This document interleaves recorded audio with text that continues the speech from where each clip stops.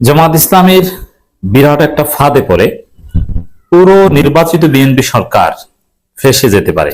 That means জামাত চাইলে, জামাত নিয়ে যদি জামাত যদি এটা নিয়ে গুটিবাজি করে, পুরো নির্বাচিত বিএনপি সরকারকে অবৈধ ঘোষণা করিয়ে দিতে পারে। দর্শক, পরিস্থিতি এই জায়গায় এসে দাঁড়িয়েছে। হ্যাঁ, it depends on Jamaat Islami, as Jamaat Islami is প্রধান বিরোধী দল।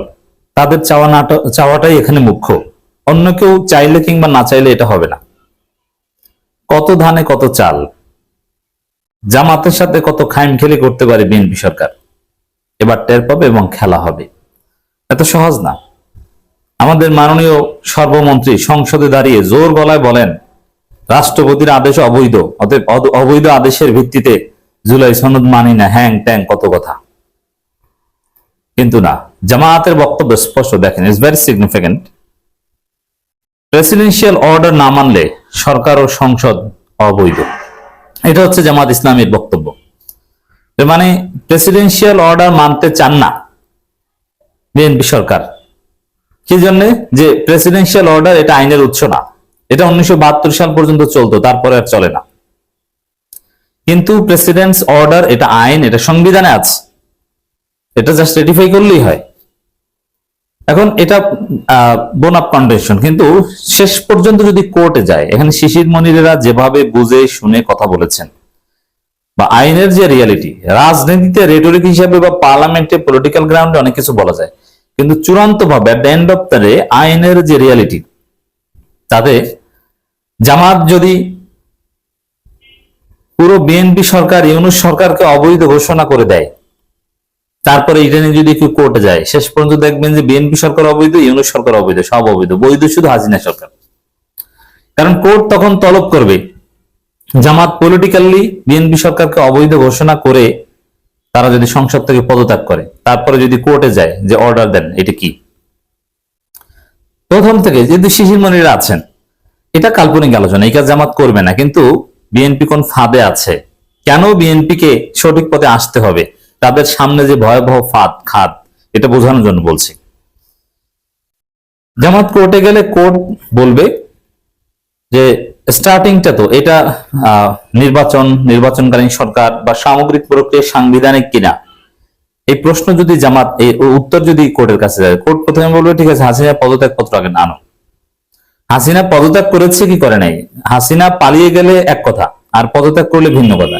এখন বাস্তবে পালিয়েছে, কিন্তু পালানোর আগে পদত্যাগ করেছে, এইটা সাজিয়েই তো বলা হয়েছে যে ইউনূস সরকার একটা সাংবিধানিক সরকার। এখন হাসিনা যে পদত্যাগ করেছে তার প্রমাণ দাও, এই প্রমাণ কোশ্চিন কালও দিতে পারবে না। হাসিনার পদত্যাগ পত্র না দেখাতে পারলে এরপরে সাংবিধানিক বা সংবিধানের দোহাই দিয়ে যত কিছু ঘটেছে সোফার সব অবৈধ। কারণ গাছ যদি আম গাছ হয়, সেই গাছ থেকে যত ফল আসবে সব আম ফলই, আমই হবে। Very simple. এরপরে ইউনূস সরকার গঠনের যে ভিত্তিটা, ওইটা কি? ওইটা হচ্ছে আপিল বিভাগের একটা রেফারেন্স, আর্টিকেল 106। আপিল বিভাগের রেফারেন্সটা কোথায়? কাগজ দেখান। কোর্টের এজেন্ডা এটা উঠেছিল। আপিল বিভাগের বিচারপতিরা ছিল পালাতক, তারা কেউ ছিল ক্যান্টনমেন্টে, কেউ ছিল পালাতক। এখন তারা এই বিচ্ছিন্নভাবে তারা কোন জায়গায় বসে রেফারেন্স দিয়েছেন? রেফারেন্সকে আসলে দিয়েছেন না আমাদের বর্তমানে আইনমন্ত্রী, তৎকালীন অ্যাটর্নি জেনারেল, যিনি হাওয়ার উপর ভিত্তি করে কোন সরকার ছিল না দেশে, গায়েবী ভাবে নিয়োগ পেয়েছেন, সেই অ্যাটর্নি জেনারেল ভুয়া আপিল বিভাগের রেফারেন্স তৈরি করেছেন কিনা, এই প্রমাণ কোর্ট চাইলে দিতে পারবে, বিএনপি সরকার দিতে পারবে না। রাষ্ট্রপতির কাছে নাই, রাষ্ট্রপতির কাছে এই দুইটা তার দফতরে থাকার কথা, এবং কোর্টেও এই আপিল বিভাগের রেফারেন্স থাকার কথা। হাসিনার পদত্যাগ পত্র, আপিল বিভাগের রেফারেন্স একটাও নেই। তা আপনি সংবিধানের দোহাই দিচ্ছেন, এই সংবিধান করলে জামাত এই প্রশ্ন সামনে আনলে আপনার সরকারে তো টিকবে না। কারণ এই দুইটা যদি ঠিক না থাকে, এরপরে ইউনূস সরকার অধীনে নির্বাচন যা কিছু হয়েছে সব অবৈধ। It's possible to declare. এরপরে প্রেসিডেন্সিয়াল অর্ডার না মানলে সরকার ও সংসদ অবৈধ, এটা শিশির মনিরা বিভিন্ন অ্যানালজি দিয়ে প্রমাণ করেছেন, এবং গোলাম পরোয়াররাও এটাকে সিনথেসাইজ করেছেন। অর্থাৎ হিসাব সোজা। চালাকি করতে গেলে, জুলাই সনদ, গণভোট, এগুলো নিয়ে চালাকি করতে গেলে বিএনপি সরকার টিকবে না।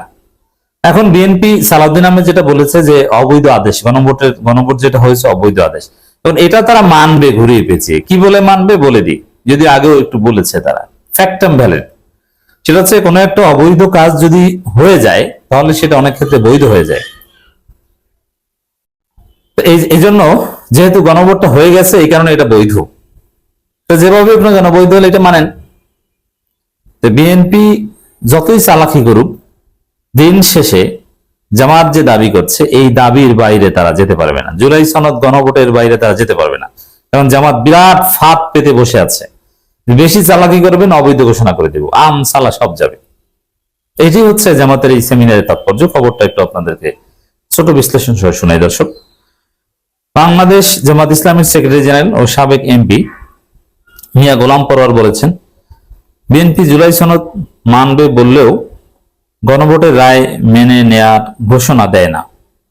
কারণ গণভোটের রায় মেনে নিলে জুলাই সনদে বিএনপির নোট অফ ডিসেন্ট বাতিল হয়ে যায়।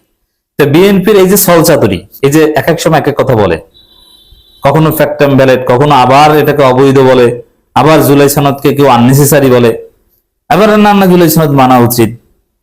এইগুলো নিয়ে যে তালবাহানা, যেটা তারেক রহমান কিংবা মির্জা ফখরুল বা বিএনপি সবাই বলছে যে জুলাই সনদ বিএনপি অক্ষরে অক্ষরে পালন করবে, যদি এটা সত্যিকার অর্থে হয়েই থাকে তাহলে এত তালবাহানা করা, জামাতকে রাজপথে নামানোর তো কোনো দরকার হয় না। তাহলে কেন তালবাহানা হচ্ছে তাদের ওই নোট অফ ডিসেন্ট নিয়ে। ওই নোট অফ ডিসেন্ট উঠে গেছে, এটা তাদের সহ্য হয় না। নিজেদের মনের বিরুদ্ধে যে ক্ষমতাসীন দল কাজ করবে, নিজেদের কিছু চিন্তা দর্শনের বিরুদ্ধে যে খুব কষ্ট হয়। কিন্তু না, এটা জাতির বৃহত্তর স্বার্থে জনগণ রায় দিয়েছে, এটা মানতে হবে। যেমন বিএনপি তো চেয়েছিল 300 আসনে জিততে, 300 আসনে কি জিতেছে? না, অনেক জায়গায় জামাত জিতেছে, প্রায় 100 সিট হাত ছাড়া হয়ে গেছে প্রায়। এখন ওইটা তো মানতে হয়েছে, বুকে পাথর চাপা দিয়ে হলেও মানতে হয়েছে। এরকম যে আপনারা জুলাই সনদে যা চেয়েছিলেন সবকিছু হয়নি, কিছু বিষয়ে আপনাদের নোট অফ ডিসেন্ট উঠে গেছে গণভোটের মাধ্যমে। আপনি গণভোটের প্রশ্নমালা নিয়ে যতই পেঁচান, গণভোট মানতে হলে আপনাকে মানতে হবে যে আপনার নোট অফ ডিসেন্ট উঠে গেছে।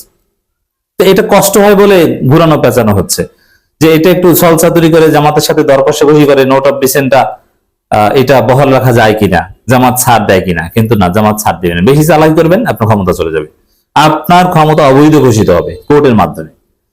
এটা জামাত সিগন্যাল দিলে আওয়ামী লীগের যে এস্টাবলিশমেন্ট আছে, 111 পন্থী যারা আছে তারাই ঘটিয়ে দিবে। জামাতের ওইরকম বড় অ্যাপারেটাস দরকার নেই। কিন্তু জামাত এটা করবে না, আপনাদেরকে ঘাট ধরে জুলাই সনদ এবং গণভোটের রায় বাস্তবায়ন করাতে বাধ্য করবে। প্রধানমন্ত্রী, আইনমন্ত্রী, স্বরাষ্ট্রমন্ত্রী জুলাই সনদ অক্ষরে অক্ষরে পালন করার প্রতিশ্রুতি দিলেও গণভোটের রায় মেনে নিচ্ছে না, ইত্যাদি ইত্যাদি নানান বিষয়ে আইনজীবী ঐক্য পরিষদের উদ্যোগে একটা সেমিনারে জামাত নেতৃবৃন্দ এই কথা বলেন। এবং at the end of the day এটাই বলা যায় যে শিশির মনির যে যুক্তিগুলো দিয়েছেন তাতে এই জুলাই সনদ গণভোট না মানলে বিএনপি সরকারই থাকে না।